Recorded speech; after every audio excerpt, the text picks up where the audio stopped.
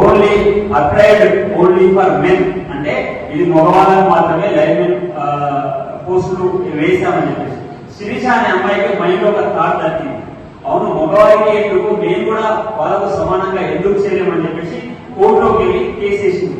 ఏమనంటే అది only linemen కోసం మీకు అందరూ తెలిసింది, ఎలక్ట్రిక్ డిపార్ట్మెంట్ లో ఉంటుంది. లైన్మెన్ తప్ప పెట్టాలి, ఎలక్ట్రిసిటీ వైర్లెస్ ఉండాలి. ఆ లేడీస్ తప్పాలు ఇవ్వలేదని చెప్పేసి ఓన్లీ లైన్మెన్ పోస్టులు మెన్ కోసం అని చెప్పేస్తే ఆ శిరీష అనే అమ్మాయి కోర్టులో అప్పీల్ ఏమనంటే మేము కూడా శక్తివంతులమే, మేము కూడా తప్ప వ్యక్తులు, మాకు కూడా పోస్టులు కల్పించాలంటే ఆ నోటిఫికేషన్ అట్లనే ఆపేసింది తెలంగాణ గవర్నమెంట్.